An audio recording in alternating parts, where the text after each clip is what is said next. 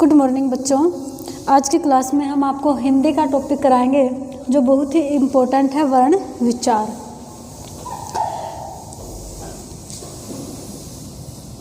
सबसे पहले बच्चों वर्ण होते क्या हैं, क्या होते हैं वर्ण।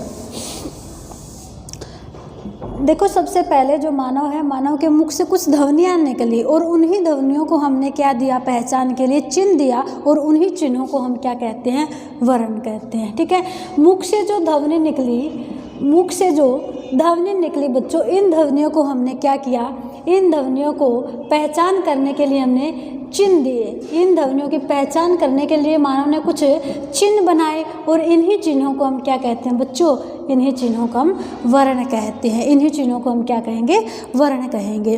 तो बच्चों, जो हिंदी वर्णमाला है, उस वर्णमाला के अंदर आपको पढ़ने हैं स्वर और व्यंजन। क्या पढ़ने हैं वर्णमाला में, एक तो आपको स्वर पढ़ने हैं और एक आपको पढ़ना है यहाँ पर व्यंजन, व्यंजन पढ़ना है। ठीक है, उसके बाद बच्चों जो स्वर होते हैं, स्वर होते कितने हैं, स्वर होते कितने हैं, तो स्वर होते हैं 11, व्यंजन होते हैं 33, व्यंजन होते हैं 33। पहले हम स्वर को कंप्लीट करेंगे यहाँ पर, उसके बाद हम व्यंजन को देखेंगे। तो बच्चों जो 11 स्वर होते हैं वो कौन कौन से हैं, वो होते हैं ए, आ, ई, उ, री, ए, आई, ओ, औ। ये बच्चों 11 स्वर होते हैं। ठीक है बच्चों, यहाँ पर हम अंग और अह को नहीं रखेंगे। अंग और अह ये दोनों स्वरों में नहीं आएंगे। ये दोनों क्या होते हैं, इन दोनों को हम अयोगवाह बोलते हैं, अयोगवाह, अयोगवाह। ठीक है, तो इनको हम स्वरों में काउंट नहीं करेंगे बच्चों। पहले हम पढ़ते थे, जब हम छोटे क्लासों में होते थे 13, अंग और अह को भी हम स्वरों में ही काउंट करते थे। लेकिन बच्चों अंग और अह क्या है, ये अयोगवाह है, इनको हम स्वरों में काउंट नहीं करेंगे। स्वरों में हम कितने को पढ़ेंगे, 11 को पढ़ेंगे, ऐसे लेकर औ तक। तो बच्चों जो ऐसे औ तक टोटल स्वरों की बात करें तो स्वर तो 11 हुए।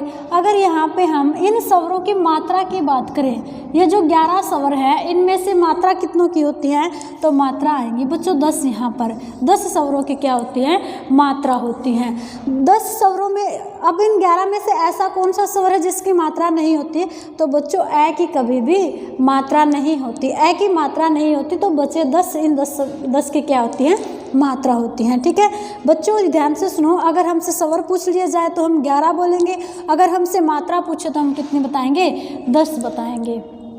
उसके बाद स्वर के टाइप कितने होते हैं, तो स्वर के टाइप होते हैं बच्चों मूल स्वर,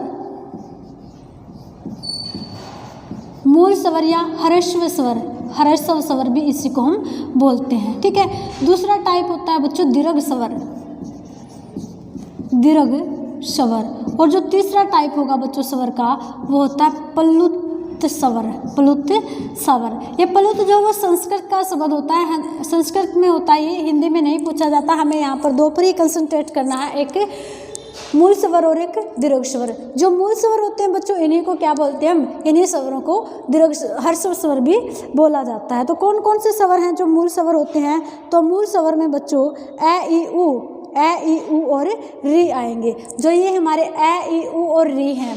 ठीक है, तो देखिए मूल स्वर में कौन से आएंगे, मूल स्वर में आएंगे बच्चों ए, ई, उ और री। ये 4 हमारे मूल स्वर हैं। मूल स्वरों की अगर संख्या पूछे तो कितने होंगे, 4 होंगे।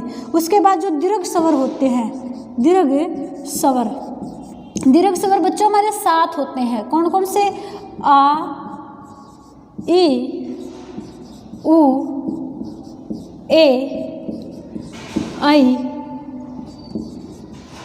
ओ और औ।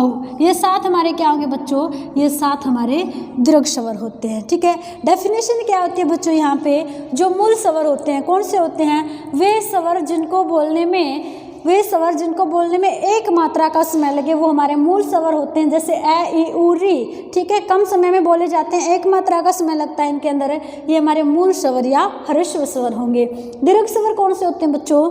जिन स्वरों के उच्चारण में 2 मात्रा का समय लगे, जिन स्वरों के उच्चारण में 2 मात्रा का समय लगे वो हमारे दीर्घ स्वर होते हैं, यानी कि आ ई उ ए ऐ ओ औ, इन सातों के उच्चारण में दुगना समय लग रहा है, किससे?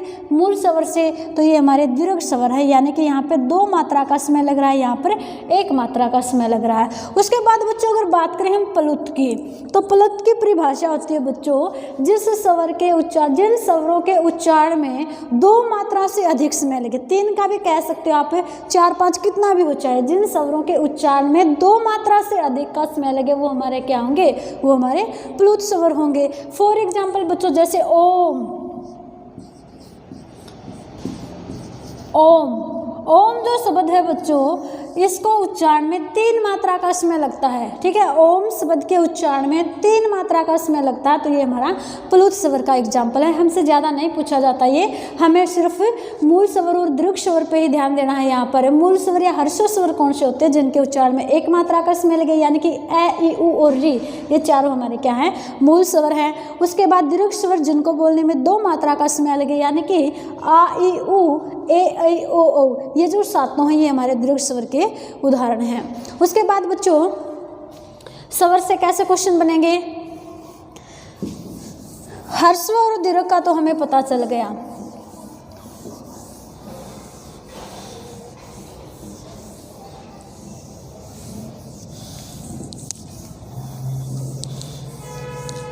देखिए यहाँ से एक क्वेश्चन आता है बच्चों, संयुक्त स्वर कौन से होते हैं? संयुक्त स्वर, ठीक है, हमने पढ़ा एक मूल स्वर, एक दीर्घ स्वर, एक प्लुत स्वर। अब बात आती है संयुक्त स्वर की।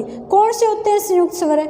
वे स्वर जो 2 स्वरों के मेल से बने हैं, वे स्वर जो 2 स्वरों के मेल से बने हैं वो हमारे संयुक्त स्वर होंगे। और कितने हैं संयुक्त स्वर? संयुक्त स्वर हैं 4। कौन कौन से हैं वो 4?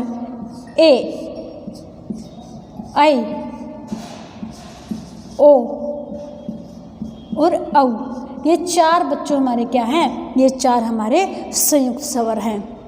उसके बाद बच्चों यहाँ से क्वेश्चन आता है स्वरों के उच्चारण स्थान से, स्वरों के उच्चारण स्थान से भी क्वेश्चन आता है। कैसे आता है स्वरों के उच्चारण स्थान से क्वेश्चन?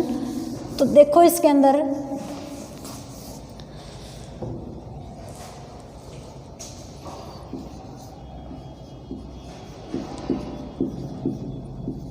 उच्चारण स्थान, स्वरों का उच्चारण स्थान, ठीक है। तो बच्चों सबसे पहले ए और आ, ए और आ जो है बच्चों इन दोनों का उच्चारण स्थान होता है कंठ, तो इनको बोलते हैं हम कंठ। ए और आ का जो उच्चारण स्थान होगा बच्चों वो होगा कंठ। उसके बाद आता है बच्चों ई और ई, ई और ई, तो बच्चों ई और ई का जो उच्चारण स्थान होगा वो होगा तालव्य, ठीक है। कंठ के बाद हमारा तालु आता है, तो ई और ई, ए और ए का जो उच्चारण स्थान होगा बच्चों होगा तालु, और इनको हम बोलते हैं तालव्य। क्या बोलते हैं हम इनको? तालव्य स्वर। उसके बाद बच्चों ऊ और ऊ, ऊ और ऊ का जो उच्चारण स्थान होगा बच्चों वो कौन सा होगा? वो होगा ओष्ठ है, यानी कि जो प्राणवायु है, जो प्राणवायु है उस प्राणवायु का दबाव या प्रेशर, प्राणवायु का दबाव या प्रेशर कहाँ पर है? ओष्ठ के ऊपर है, तो ये होते हैं बच्चों ऊ और ऊ, ओष्ठ है। उसके बाद बच्चों ए और ऐ, ए और ऐ, बच्चों ए और ऐ, देखो ए और ऐ किस किस से मिलकर बने हैं? ये संयुक्त स्वर है, इसका मतलब ये 2 भिन्न भिन्न स्वरों से बने हैं, ठीक है।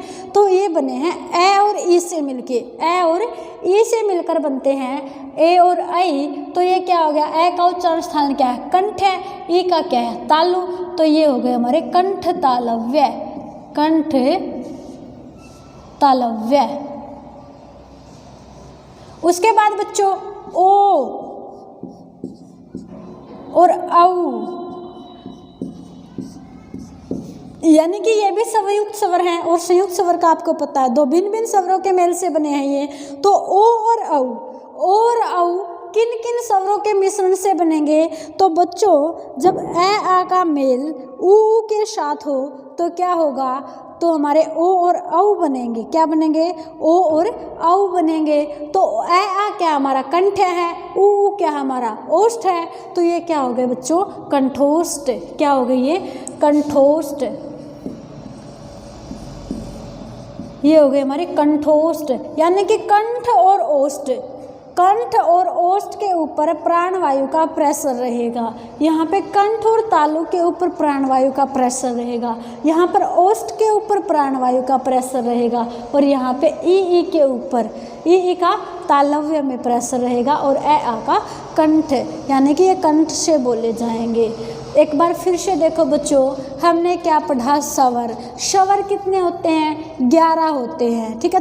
13 नहीं होते, ये 11 होते हैं बच्चों। जो अंग और है इसको हम अयोगवाह कहते हैं। क्या कहते हैं इन दोनों को? अयोगवाह कहते हैं। इन दोनों को छोड़कर कितने बचे? 11। 11 जो स्वर हैं बच्चों, पूछ लिया जाता है इन 11 में से कितनी मात्राएं हैं, कितने स्वरों की मात्राएं हैं? तो बच्चों 11 स्वर हैं, और अगर हम मात्रा की बात करें तो 10 स्वरों की क्या होती है? मात्रा होती हैं। कौन से स्वर की मात्रा नहीं होती? तो बच्चों यहाँ पर ए जो स्वर है, ए की मात्रा नहीं होती। ए की मात्रा नहीं होती, बाकी जो 10 बचे उन 10 की क्या होती है? मात्रा होती है। कितने भेद हैं बच्चों स्वर के? स्वर के 3 भेद हैं, हर्स्व स्वर या फिर मूल स्वर, दीर्घ स्वर या फिर प्लुत स्वर। 3 भेद हैं इसके। एक तो होता है मूल स्वर। मूल स्वर को ही बच्चों हर्स्व स्वर भी कहते हैं, यानी कि जिन स्वरों के उच्चारण में एक मात्रा का समय लगे वो हमारे हर्स्व या मूल स्वर होंगे। और कौन कौन से हैं बच्चों मूल स्वर? हमने यहाँ पर 4 मूल स्वर पढ़े थे बच्चों, ए, ई, उ और रे। ये 4 हमारे क्या हैं? हर्स्व स्वर है। दीर्घ स्वर बच्चों जिन स्वरों के उच्चारण में 2 मात्रा का समय लगे, ठीक है, वो 7 होते हैं हमारे। जिन स्वरों के उच्चारण में 2 मात्रा का समय लगे वो हमारे दीर्घ स्वर। और प्लुत स्वर कौन से होते हैं? जिन स्वरों के उच्चारण में 2 मात्राओं से अधिक मात्रा का समय लगे वो हमारे प्लुत स्वर होते हैं। यानी कि ओम। ओम जो है अगर आप इसका उच्चारण करोगे तो आपको 2 मात्रा से ज़्यादा समय लगेगा इसके उच्चारण में, तो ये हमारा प्लुत स्वर का उदाहरण है। उसके बाद बच्चों संयुक्त स्वर। संयुक्त स्वर कौन से हैं? ए, आई, ओ, औ। ये 4 हमारे संयुक्त स्वर हैं बच्चों। संयुक्त स्वर का मतलब होता है जो 2 भिन्न भिन्न स्वरों से मिलकर बने हैं, यानी कि ये भिन्न भिन्न स्वरों से मिलकर बने हुए हैं, ठीक है। ये हमारे संयुक्त स्वर है। अब यहाँ पे आप ए, आ को देखो। ए और आ भिन्न भिन्न नहीं है, ए और आ से ही मिलकर ऐसे ही मिलकर आ बन जाता है। यहाँ पर ई छोटी और छोटी से मिलकर बड़ी बन जाता है। छोटा ऊ प्लस छोटा ऊ बड़ा ऊ बना देता है। तो यहाँ पर क्या है बच्चों? ये तीनों, ये जो 6 है हमारे स्वर, ये दूसरे स्वरों के मेल से नहीं बल्कि खुद से ही बनते हैं, और ये दूसरे स्वरों का मेल होता है। जैसे ए और आई किससे मिलते हैं? जब ए, आ का मिलन ई से हो तो ए, आई बनते हैं। जब ए, आ का मिलन ऊ से हो तो वहाँ पे हमारा ओ, औ बनेंगे, ठीक है। उसके बाद बच्चों इनका उच्चारण स्थान क्या होता है? तो उच्चारण स्थान में जो हमारा ए और आ है, जब हम ए और आ का उच्चारण करेंगे बच्चों तो यहाँ कंठ के ऊपर वायु प्राण का दबाव रहेगा, तो ये कंठे हैं। कंठ से बोले जाने वाले स्वर है ए और आ। तालु से बोले जाने वाले स्वर हैं ए और ए। ओष्ठ से बोले जाने वाले हैं ऊ और ऊ। कंठ तालव्य, यानी कि कंठ और तालु दोनों जगह पे प्राणवायु का दबाव रहता है, यानी कि ए और आई। कंठ और तालु का मतलब ये ए, आ और ई से मिलकर बने हैं, ठीक है, दोनों का मिक्सर है ये। उसके बाद ओ और औ ये हमारे कंठोष्ठ हैं। कंठोष्ठ का मतलब जो हमारी प्राण वायु है उसका दबाव कंठ और ओष्ठ दोनों के ऊपर रहेगा। तो ये कंठोष्ठ क्यों बच्चों? क्योंकि ओ औ जब बनते हैं तो किस किस से बनते हैं? जब ए, आ का मेल ऊ के साथ हो तो क्या बनेंगे? ओ और औ। अच्छा, यहाँ पे ओ, औ, ठीक है बच्चों, यहाँ पे औ आएगा, ओ और औ। तो ये जो ओ और औ हैं ये कंठोष्ठ है हमारे, इनका उच्चारण क्या है? कंठोष्ठ है, ठीक है। उसके बाद बच्चों सघोष और अघोष में बात करते हैं, तो जितने भी स्वर हैं यानी कि ये 11 के 11 स्वर क्या हैं? सघोष हैं। स्वर क्या होते हैं हमारे? सघोष होते हैं बच्चों, स से स्वर, स से सघोष। अगर अलप प्राण और महाप्राण की बात करें तो बच्चों स्वर हमारे अलप प्राण होते हैं। क्या होते हैं? अलप प्राण होते हैं। स्वर हमारे क्या होंगे? अलप प्राण। अलप प्राण का मतलब है जिनके उच्चारण में, जिन वर्णों के उच्चारण में कम समय लगे। तो कौन से वर्णों के उच्चारण में कम समय लगता है बच्चा? यहाँ पर स्वरों के उच्चारण में व्यंजनों से कम समय लगता है, तो ये हमारे अलप प्राण हो गए। और स से स्वर, स से सघोष, ऐसे याद कर लेंगे हम। तो बच्चों जो स्वर होते हैं, सारे के सारे स्वर, सारे के सारे स्वर बच्चों यहाँ पर सघोष हैं, और सारे के सारे स्वर बच्चों यहाँ पर क्या हैं? अलप प्राण हैं। सारे के सारे स्वर सघोष हैं, सारे के सारे स्वर यहाँ पर क्या हैं? अलप प्राण हैं।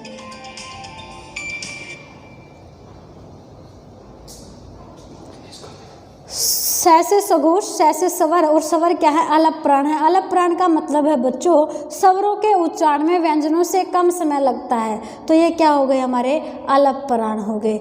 ये थे हमारे स्वर। स्वरों के बारे में कंप्लीट जानकारी हमने यहाँ पर बता दी। स्वरों का उच्चारण स्थान क्या होता है, कौन से स्वर दीर्घ स्वर हैं, कौन से ह्रस्व स्वर हैं, कौन से संयुक्त स्वर हैं, और कौन स्वर क्या होते हैं? सघोष होते हैं। स्वर क्या होते हैं? अलप प्राण होते हैं। और अंग और अ है, इनको बच्चों हम स्वरों में नहीं काउंट करते, ये हमारे अयोगवा होते हैं। अंग और अ है क्या होते हैं? अयोगवा होते हैं। स्वर सिर्फ 11 होते हैं। 11 स्वरों की 10 मात्राएं होते हैं बच्चों। जो अ स्वर होता है उस अ की मात्रा नहीं होती। ये थे हमारे स्वर। बाकी जो हमारे व्यंजन बचे उनको हम नेक्स्ट क्लास में करेंगे। धन्यवाद।